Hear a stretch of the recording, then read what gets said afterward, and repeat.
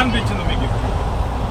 దాదాపు అయోధ్యలోని ఆనాటి సైన్యాధిపతి మీరుపాటి అయోధ్యలోని దేశ ప్రజలందరూ కూడా, దేశ ప్రజలే కాదు ప్రపంచ ప్రజలందరూ కూడా మర్యాద పురుషోత్తముడిగా ధర్మబద్ధమైన పాలనకు ఆలంబనగా చూసుకునే శ్రీరాముడి మందిరాన్ని కూల్చి దాదాపు 500 సంవత్సరాల సందర్భంలో ఈ స్వాతంత్రం సిద్ధించి 70 సంవత్సరాల ఈ యొక్క స్వాతంత్ర కాలం అంతా కూడా ఏ పార్టీ అధికారంలో ఉన్నా కనీసం ఈ దేశంలోని 80% ఉన్న మెజార్టీ ప్రజల హిందువుల మనోభావాలను పట్టించుకోకుండా అయోధ్యలోని రామ మందిరం పూజ లేకుండా అక్కడ రాముడు లేడు, రామాయణ చరిత్ర మిథ్యని కాంగ్రెస్ కావచ్చు, కమ్యూనిస్టులు కావచ్చు హిందువుల మనోభావాలను చిత్రపరిచిన చరిత్ర మనం చూసాం.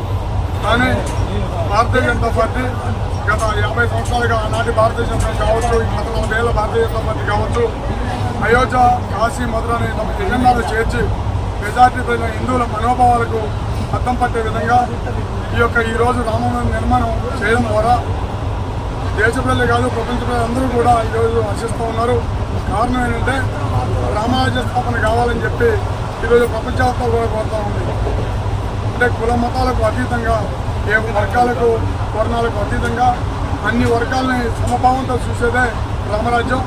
ఈరోజు అయోధ్యలోని భవ్యమైన రామమందిర నిర్మాణం ద్వారా ఒక భారతదేశ ప్రజలే కాదు ప్రపంచ ప్రజలందరికీ కూడా రామరాజ్యం అనే ద్వారాలు తెలుసుకొని అందరికీ సమన్యాయం ద్వారా ధర్మబద్ధమైన పాలన అందుతుందని చెప్పి నేను ఆశిస్తా ఉన్నాను.